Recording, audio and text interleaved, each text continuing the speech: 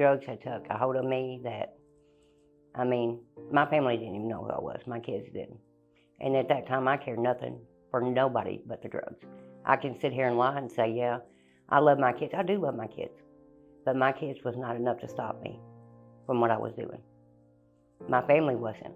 Until I agree, you know, I sat back and looked at myself and seen in myself, enough's enough. It's time to stop.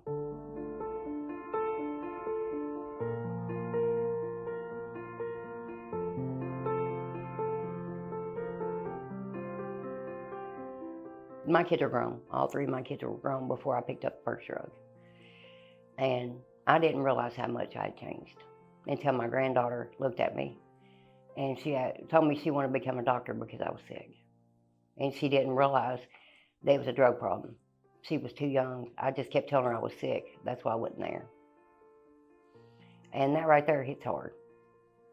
When a child can see what you can't even see, that's when you know it's time to do something quick. I think I was more embarrassed and ashamed of myself, so I wouldn't go around them. I mean, I went from 260 pounds down to 105 in 8 months. So, I mean, it was a drastic change. And my kids had never seen me ever like that. They never seen me drink alcohol. I mean, I was down in fists a day, plus doing the drugs on top of it. And then it was hospital visit after hospital visit. I have been to other treatment centers, other Suboxone clinics, and I was not successful, you know, at all with them. You know, I still used drugs while I was going to them clinics. But here, it was like the people cared. I found here what I didn't find in none of the other ones. They were there for me, when at that time, I couldn't even be there for myself when I first walked in here. Because I honestly felt defeated. Because I'd walked out of a rehab center. I was Casey Law back in 2021. And when I walked out, you know, I thought everything was going to be fine. But when I get back home, it's like everything's falling apart. It's like I'm homeless. Just everything added up to me picking methamphetamines up and using them. I've been one of those people, I've held everything in. I never told anybody. You know, I said it for years. I walked around with a smile on my face and felt like I was dying inside. And when I went to rehab, they had me do some stuff there with like letting some stuff go and stuff like that. And then when I came in here, I seen a counselor even more. So the counseling part was what really helped me most of all, to talk, you know, be able to talk to somebody and express to somebody how I felt. I've been one of those people, I can't just talk to anybody. I've got to have some kind of connection to be able to open up. And I also wrote something on Facebook.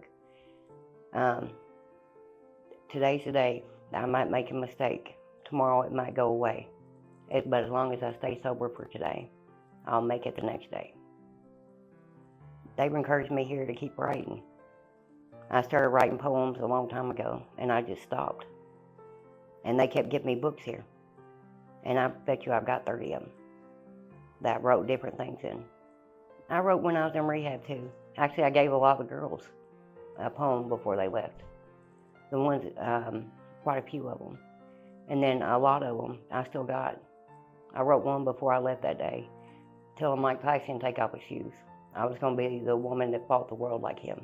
What I can't say, well, sometimes it just don't come out right, and my writing comes out 10 times powerful than I could ever say it.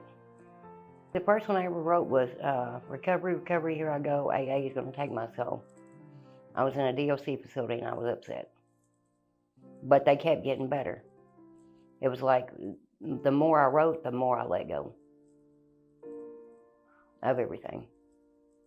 At one point, I never thought the next day was going to come. But now, I know the sun will rise tomorrow as long as I can keep myself clean.